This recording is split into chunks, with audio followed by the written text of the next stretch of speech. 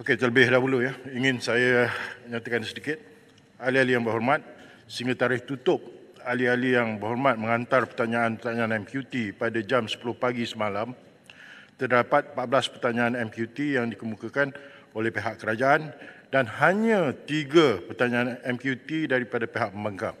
Saya sarankan lebihkanlah yang sebelah pembangkang sebab ini ruang yang berhormat berinteraksi dengan menteri.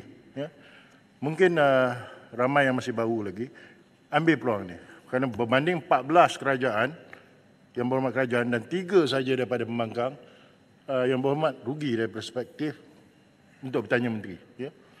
Jadi ketiga-tiga pertanyaan MQT yang dipilih pada hari ini adalah semuanya pihak kerajaan punya soalan.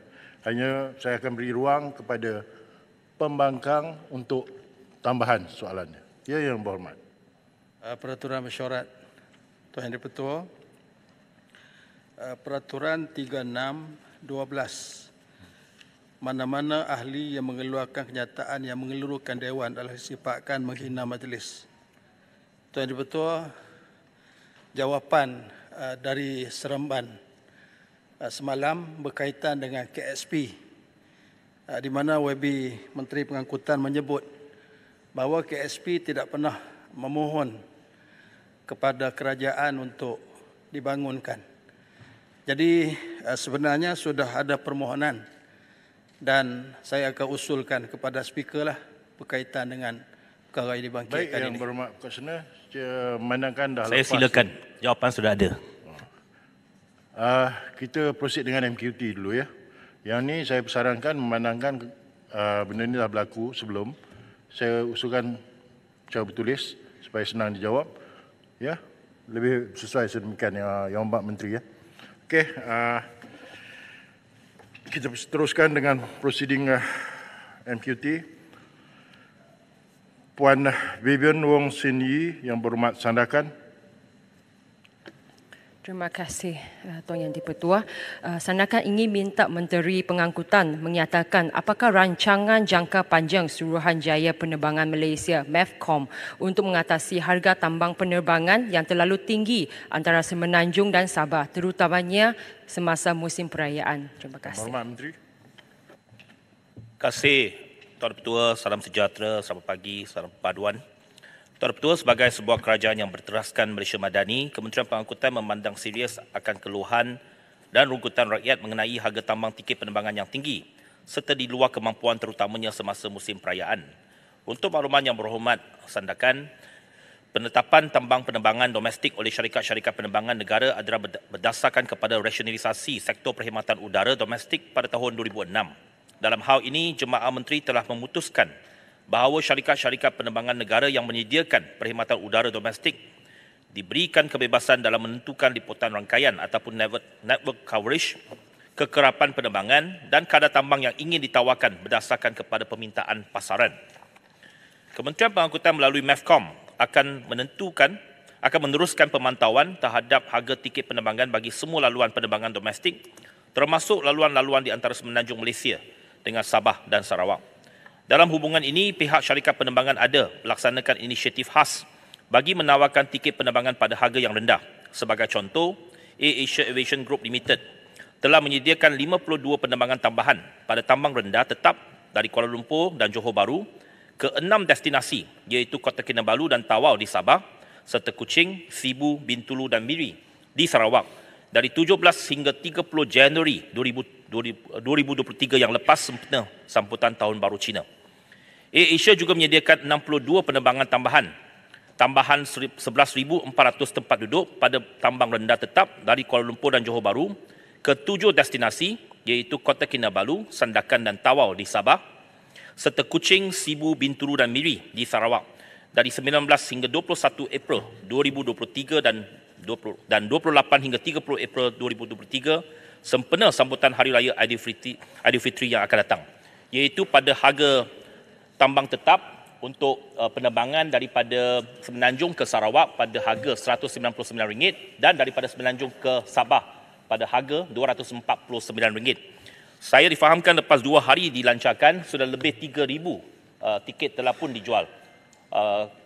laluan-laluan yang amat popular terutamanya di antara Kuala Lumpur ke Tawau, Kuala Lumpur ke Sandakan hampir telah pun habis dijual. Saya juga ingin mengambil kesempatan ini Tuan Ketua untuk menjawab Yang Berhormat Seri Aman seperti yang saya janjikan semalam, ada membangkitkan berkenaan dengan masalah kekerapan lambat penerbangan ataupun flight delay. Untuk makluman Yang Berhormat Seri Aman, Kementerian Pengangkutan melalui Suruhanjaya Penerbangan Awam Malaysia (MEFCOM) pada 5 Januari 2023 telah mengingatkan semua syarikat penerbangan untuk memperkukuhkan pengurusan pengendalian penundaan dan pembatalan penerbangan bertujuan untuk menambah baik komunikasi kepada penumpang serta menyediakan penjagaan dan keperluan seperti yang digariskan di dalam Kod Perlindungan Pengguna Penerbangan Malaysia, Malaysia Aviation Consumer Protection Code 2016.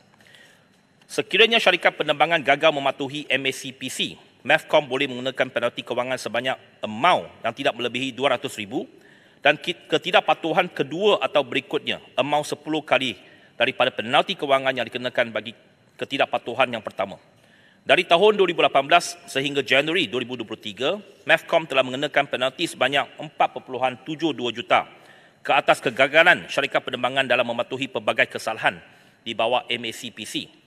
Syarikat penerbangan yang membatalkan penerbangan atas faktor di bawah kawalan syarikat penerbangan seperti teknikal ataupun kapasiti penumpang yang tidak memuaskan menyebabkan penerbangan tersebut dilewatkan atau dibatalkan adalah tertakluk untuk menawarkan pembayaran ganti dalam masa 30 hari ataupun perubahan laluan seperti mana yang diperuntukkan di dalam MACPC. Sebagai sebahagian daripada usaha berterusan untuk meningkatkan Kod Perlindungan Pengguna, MEFCOM kini dalam proses penambahbaikan MACPC. Berdasarkan maklum balas pengguna dan juga pengajaran-pengajaran penting yang berlaku semasa pandemik COVID-19. Penambahbaikan itu termasuk peningkatan perlindungan pengguna dalam kes-kes yang tidak pernah berlaku dalam tempoh pandemik ini. MEFCOM menganggarkan proses penambahbaikan tersebut akan selesai pada suku kedua 2023. Terima kasih. Soalan tambahan Yang Berhormat Sandakan. Terima kasih atas jawapan daripada Menteri.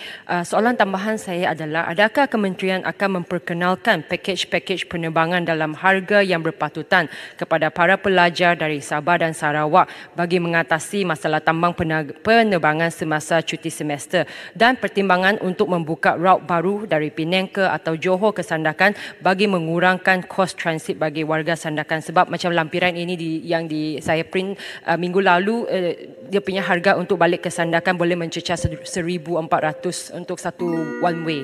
Jadi mohon Menteri menjawab. Terima kasih. Terima kasih Yang Berhormat Sandakan. Memang kita tahu bahawa pelbagai inisiatif cuba kita usahakan untuk pelajar. Pada ketika ini, Malaysia Airlines Berhad ada menawarkan program khas untuk pelajar, iaitu MH Explorer, di mana para pelajar yang berdaftar dengan program tersebut layak menikmati diskaun sehingga 30% daripada harga tiket penerbangan. Di samping manfaat lain seperti allowance bagasi tambahan sebanyak 10 kg dan tawaran khas untuk ahli keluarga serta rakan-rakan pelajar. Itu yang sedang dilaksanakan oleh MH Explorer. Sementara itu memang untuk inisiatif penerbangan-penerbangan syarikat-syarikat penerbangan lain, kita cuba bincangkan dengan syarikat-syarikat yang lain. Memang kita tahu banyak lagi syarikat penerbangan lain yang telah pun beroperasi. Sebentar nanti selepas ini saya juga akan berjumpa dengan pihak My Airlines. Saya juga akan bagikan supaya melihat kepada penerbangan-penerbangan yang belum ada operasi sekarang. Umpamanya seperti yang dicadangkan di antara Penang ke Sabah dan Sarawak. Mungkin di Kota Kinabalu ada, tetapi di Sandakan kurang. Saya tahu bahawa laluan Kuala Lumpur Sandakan itu dari segi perkhidmatannya agak berkurangan. Kita cuba tambah kapasiti untuk syarikat-syarikat penerbangan yang lain. Terima kasih, Tuan Ketua. Kota Belud, Datuk Ini Pertua. Soalan tambahan sebelah pembangkang. Yang Berhormat Padang Besar. Padang Besar. Yang Berhormat Menteri, adakah ada perancangan daripada kementerian untuk menambah penerbangan daripada pantai barat ke pantai timur, memandangkan setakat ni ada satu penerbangan daripada Penang ke pantai timur dan agak terhad. Dan sekarang ni kita terpaksa transit ke Kuala Lumpur sebelum pergi ke pantai timur. Itu saja. Yang Berhormat Menteri. Terima kasih. Untuk makluman, Kementerian Pengangkutan tidak ada halangan untuk mana-mana syarikat penerbangan. Sebab ini semua adalah berkaitan kepada pertimbangan komersial. Sekiranya ada permintaan dan syarikat-syarikat penerbangan memang digalakkan Dan kita mengamalkan dari segi point to point itu tidak ada halangan. Dia tak semestinya transit di Kuala Lumpur. Sama ada daripada Penang terus nak pergi Kota Baru, pergi ke Kuala Terengganu dan sebagainya. Kementerian Pengangkutan mengalung-alungkan. Tapi cuma syarikat-syarikat penerbangan ini selalunya melihat kepada kapasiti dan juga permintaan pasaran. Kalau ada permintaan pasaran yang tinggi, sudah tentu mereka akan membuka laluan tersebut. Tetapi saya faham bahawa kadang-kala perlu ada insentif dan sebagainya. Saya boleh mencadangkan kepada Yang Berhormat ialah umpamanya di negeri-negeri di pantai timur, kerajaan-kerajaan negeri sudah tentu juga ada jawatan kuasa pertindak pelancongan. Melalui jawatan kuasa pertindak pelancongan itu boleh memberikan sedikit insentif kepada syarikat-syarikat penerbangan supaya mereka ada penerbangan terus daripada destinasi-destinasi baru, umpamanya Penang ke Kuala Terengganu ataupun Penang ke Kota Baru. Jadi kalau ada insentif kepada syarikat penerbangan, saya yakin mereka akan memulakan laluan tersebut. Terima kasih. Seterusnya, soalan MQT kedua, dipersilakan Tuan Yunis Warren, anak lelaki Ramarash, Yang Berhormat Segamat.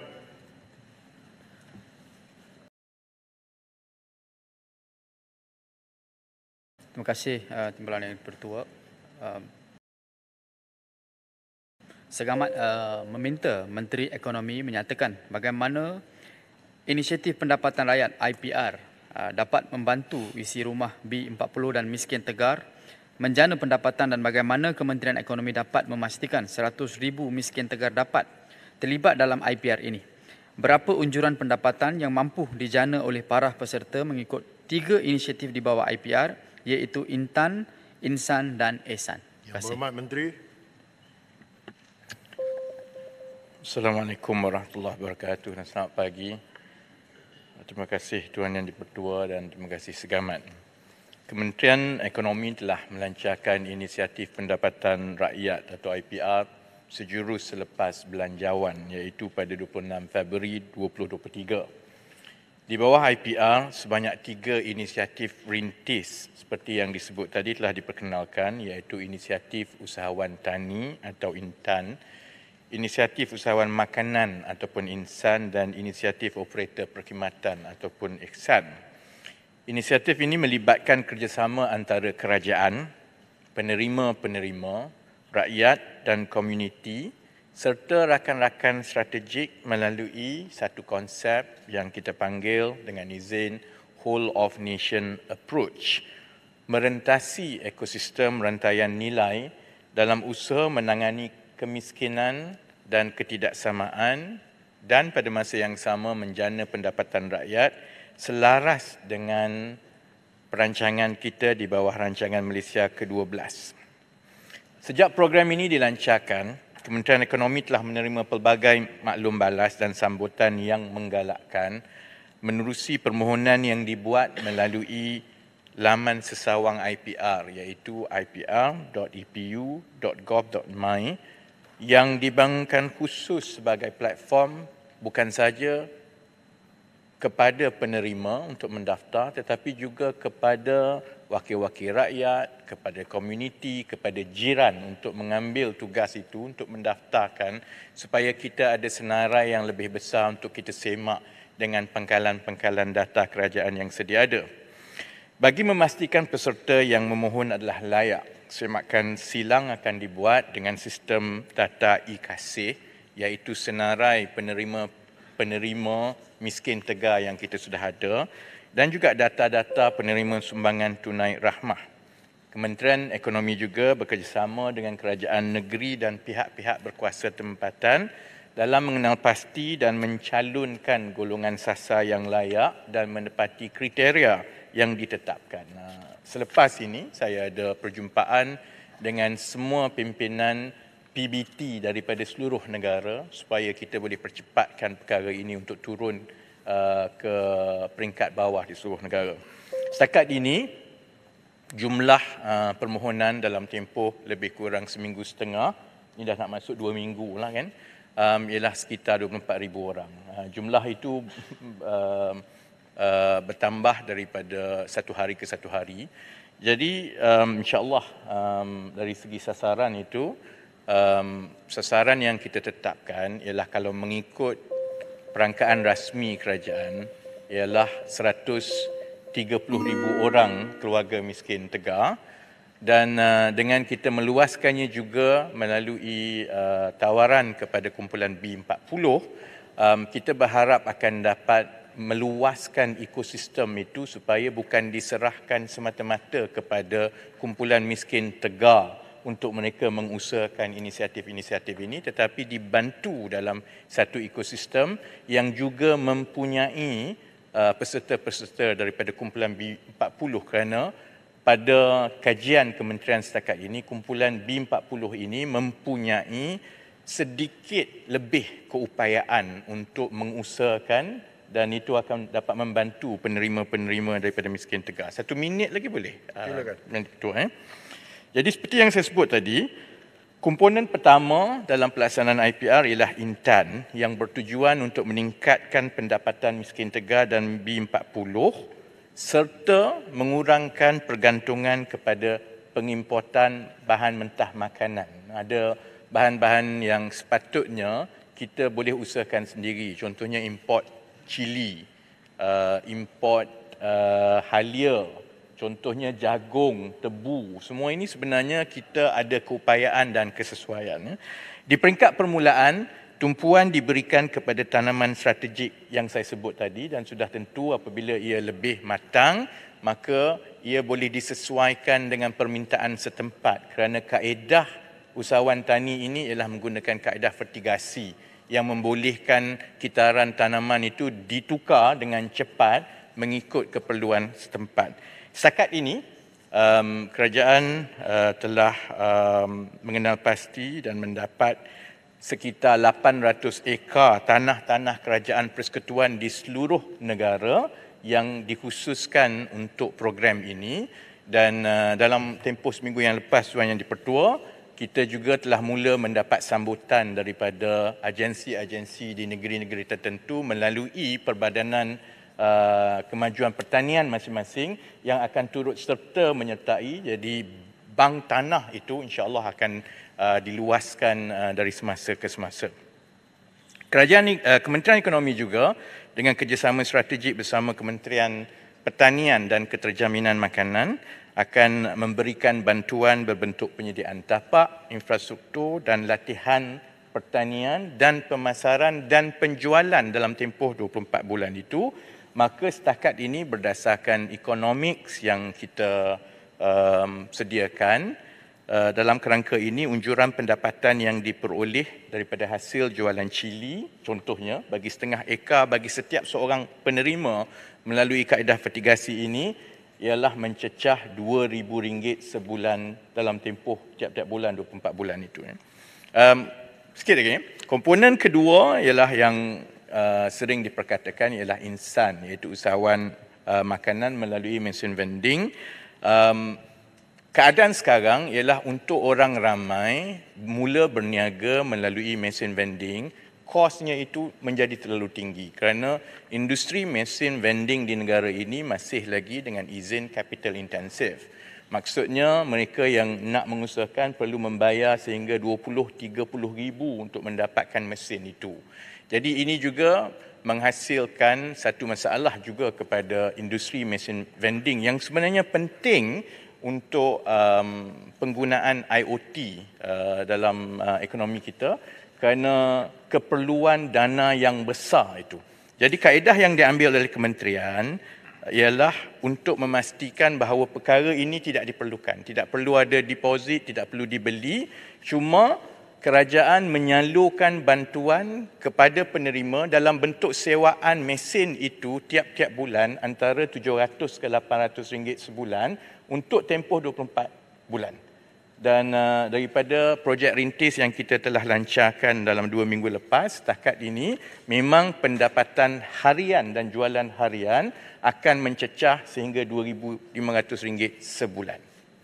Dan yang ketiga ialah melalui inisiatif operator perkhidmatan ataupun Ihsan yang mempunyai matlamat serampang dua mata. Pertama, kita nak pastikan bahawa bentuk-bentuk perkhidmatan yang ada dalam sistem kerajaan dahulu, contohnya pembersihan.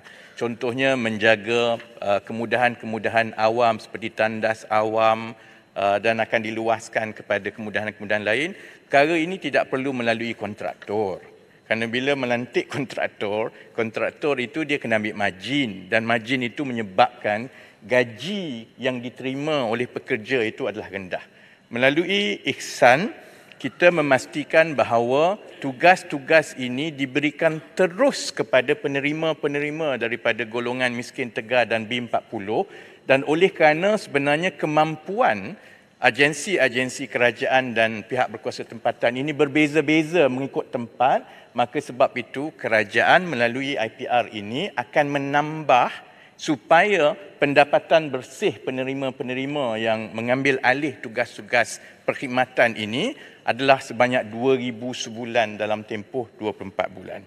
Jadi insya-Allah kerajaan yakin bahawa usaha-usaha yang dilaksanakan ini akan membantu menarik penyertaan lebih ramai kumpulan sasar dan ekosistem itu kerana mereka yang menjadi penerima ini akan diwajibkan menyertai koperasi sesama mereka di setiap kawasan dan melalui proses ini dan koperasi yang juga melibatkan penyertaan pemegang taruh setempat, maksudnya pesara-pesara, golongan profesional, mereka yang nak beramal jariah, maka ini akan membantu melatih penerima-penerima ini supaya selepas 24 bulan itu mereka sudah ada satu bentuk aktiviti penjanaan pendapatan yang berkelangsungan.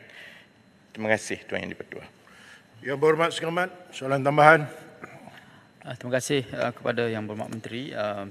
Saya menyambut baik inisiatif pendapatan rakyat ini kerana kita dapat lihat satu inisiatif yang boleh memacu pertumbuhan ekonomi serta juga mengurangkan jurang pendapatan. Soalan sambungan saya adalah bagaimanakah pendapatan inisiatif rakyat ini mendapat menjadi batu loncatan kepada kementerian-kementerian lain selain daripada Kementerian Pertanian tadi dan juga serta agensi syarikat berkaitan kementerian sebagai platform ekonomi mampan, sustainable economic platform bagi rakyat luar bandar terutamanya penganggur ataupun anak-anak muda dan belia untuk melibatkan diri dalam aktiviti-aktiviti ekonomi desa yang boleh menjadikan sumber pendapatan aktif dan progresif. Terima kasih.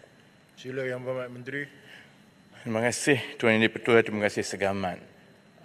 Memang betul program-program yang berbentuk begini diusahakan ada juga di kementerian-kementerian lain. Contohnya Kementerian Pertanian ada usahakan, Kementerian Pembangunan Usahawan pun ada juga daripada peniaga kecilan dan sebagainya. Pendekatan yang saya sebut tadi dengan izin One Whole Nation Approach itu jugalah yang diguna pakai di peringkat kerajaan sesama kementerian. Maksudnya apabila program ini contohnya usahawan tani intan memang betul dia menumpukan kepada pertanian dan oleh kerana template ini disediakan yang meliputi semua rantaian daripada penyediaan peserta sehingga kepada penjualan, sebab itu kementerian boleh bekerjasama juga dengan Kementerian Pertanian kerana Kementerian Pertanian menyediakan sokongan latihan dan kepakaran. Dan kepakaran ini disediakan oleh pertubuhan-pertubuhan peladang mengikut kawasan masing-masing.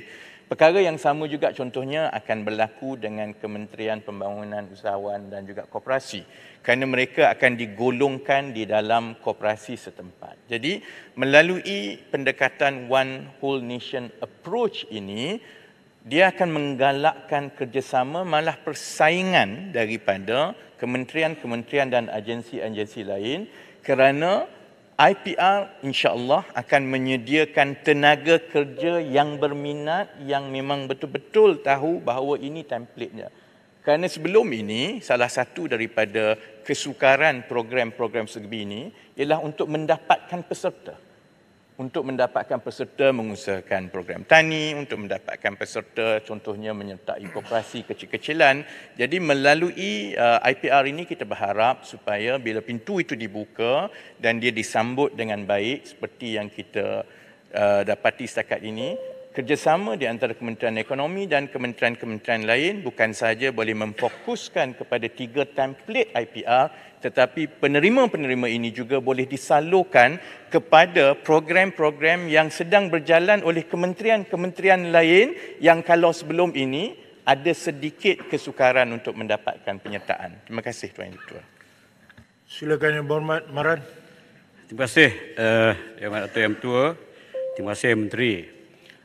Baru-baru dalam bentangan bajet Yang Amat Berhormat Perdana Menteri telah menyebutkan bahawa beliau akan menoktahkan. Maknanya menoktahkan kemiskinan tegar ini. Dalam pahaman saya menoktahkan di mana tak ada dah lepas tu. Tak ada sambung dah. Tidak ada lagi kemiskinan tegar. Yang Amat Menteri, sebenarnya pengalaman kita, saya pernah jadi pegawai kerajaan. Saya dapat penggal dalam dalam kerajaan dan dalam parlimen dan berbagai-bagai program telah dijalankan. Rancangan Malaysia dah ke-12 sekarang. Memang hasrat kerajaan, hasrat kita dalam parlimen ini memang cukup baik. Dan Yang Berhormat sebagai Menteri Baru Ekonomi memang di sisi ceritanya indah, amat indah. Kalau boleh hari ini, besok miskin tegar habis segala-galanya. Tapi tahu tak kita bahawa banyak faktor-faktor lain yang menyebabkan kemiskinan berlaku. Kalau kita rancang baik pun, tetapi penerima program kita tidak bersedia, Ini jadi bukan sudah itulah akan menjejaskan ini. perbahasan soalan. Ya, Mak, soalan saya, ya Mak, sabarlah. Saya pun biasa juga parlimen ni. Ya Mak, soalan saya, apakah ya Mak tahu ataupun kenal pasti, apakah faktor-faktor yang boleh menggagalkan matlamat dan rancangan kerajaan untuk menoktahkan kemiskinan tegar ni? Sebab saya nak sebut satu, kita pernah merancang untuk menzero dadah 2015. Hari ini dadah semakin dahsyat berlaku. Soalan bukan Sila, Ya Mat. Terima kasih Tuan Yang di-Pertua, terima kasih Maran. Saya menerima baik ingatan dan saranan daripada Maran, malah daripada semua ahli-ahli Dewan Yang Mulia ini. Kerana usaha untuk menangani miskin tegar ini bukan soal politik. Ini adalah satu amanah dan tanggungjawab yang perlu dipikul bukan saja oleh kerajaan tetapi perlukan bantuan dan kerjasama semua pihak. Jadi saya nak ulas dengan cepat Tuan Yang di-Pertua dari dua perkara. Pertama, mengenai menoktahkan yang selalu dijadikan bahan perbahasan setakat ini. Pandangan saya dan perancangan kami di Kementerian Ekonomi apabila kita sebut mengenai menoktahkan ialah kita nak memastikan bahawa kumpulan yang telah menjadi penerima memasuki program ini selepas 24 bulan, mereka keluar daripada garis kemiskinan itu dan sudah pun mempunyai keupayaan untuk menjana pendapatan dan tidak jatuh balik ke dalam kumpulan miskin tegar. Jadi bila kita sebut mengenai menoktahkan, kita memerlukan satu program yang betul-betul mempunyai kelangsungan penjanaan pendapatan untuk keluarga-keluarga ini supaya loncatan yang mereka ada itu seterusnya akan dapat berkekalan. Itu bezanya setelah kita lihat kepada pelbagai program dan juga kita muhasabah dengan pelaksanaan-pelaksanaan sebelum ini. Sebab selalunya juga kesukaran seperti yang Maran sebut tadi ialah kalau bantuan itu diberikan terus berbentuk tunai ataupun bantuan yang seperti yang Yang Amat Berhormat Tambun selalu sebut iaitu dependency syndrome dengan izin. Memang kita boleh hapuskan miskin tegar mengikut statistik dalam tempoh satu hari. Kerana kita ada 136,000 keluarga dalam pangkalan kita IKASih, pangkalan data IKASih kita. Untuk keluar daripada miskin tegar, maksudnya pendapatan miskin tegar ini mesti RM1,500 sebulan kerana garis kemiskinan tegar ialah lebih kurang RM1,200. Boleh dibuat tiap-tiap bulan. Tetapi itu juga bermakna mereka akan terus berada di dalam satu sistem yang bergantung kepada bantuan yang berterusan dan itu tidak menyelesaikan masalah. Jadi bila kita sebut mengenai menoktahkan, perancangan kerajaan ialah mewujudkan ekosistem itu supaya dari semasa ke semasa seperti yang Maran dan kita semua sedia maklum, sudah tentu garis kemiskinan itu contohnya akan terus naik. Sekarang kita sedang tamatkan survei pendapatan untuk 2022. Sudah tentu garis kemiskinan tegar itu naik daripada 1,200, dia mungkin naik ke 1,400. Jadi bila naik ke 1,400, akan ada kumpulan yang baru. Tetapi paling kurang mereka yang telah melalui proses ini tidak lagi jatuh ke situ, maka program-program seperti ini yang mensasarkan miskin tegar di masa akan datang akan terus kepada kumpulan-kumpulan yang baru itu dan bukan terus kita memberi bantuan kepada mereka yang terpaksa bergantung kepada campur tangan kerajaan. Terima kasih Tuan Yang Dipertua. Terima kasih Yang Berhormat Menteri. Kita selanjutnya ke soalan yang ketiga, Tuan Jimmy Puah Wisi Yang Berhormat Tebrau. Terima kasih Datuk Ketua. Tebrau minta Menteri Luar Negeri menyatakan apakah pendirian kerajaan Malaysia terhadap situasi di Myanmar sekarang, yang mana sebuah kerajaan yang sah dan dipilih melalui proses undi demokrasi telah diguling oleh junta tentera melalui langkah kudeta pada Februari 2021.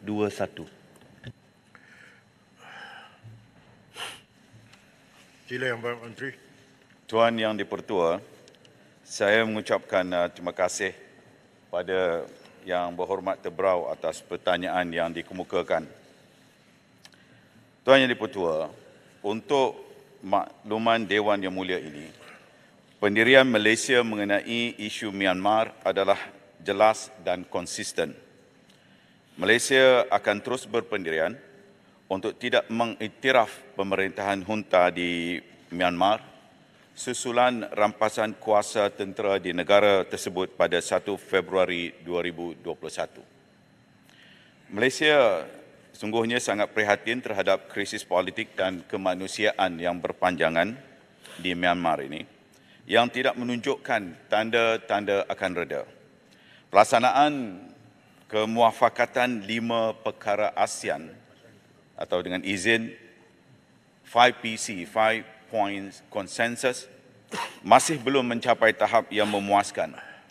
Namun Malaysia akan tetap meneruskan usaha sedia ada dalam membantu Myanmar mencapai penyelesaian terhadap konflik yang berlaku di negara tersebut.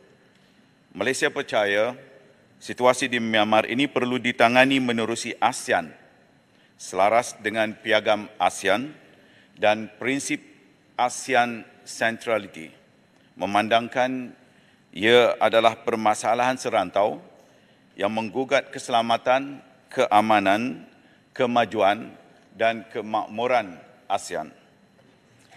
Majlis Penyelaras ASEAN atau ACC atau ASEAN Coordinating Council ke-32 dan pemukiman menteri-menteri luar ASEAN di Jakarta telah bermesyuarat pada 3 dan 4 Februari yang lalu.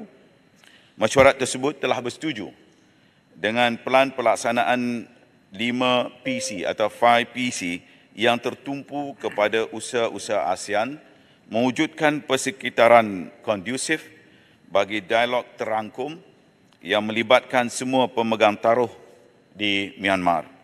Pelan tersebut dijangka dapat menyumbang ke arah memudah cara penyaluran bantuan kemanusiaan kepada semua rakyat Myanmar tanpa diskriminasi.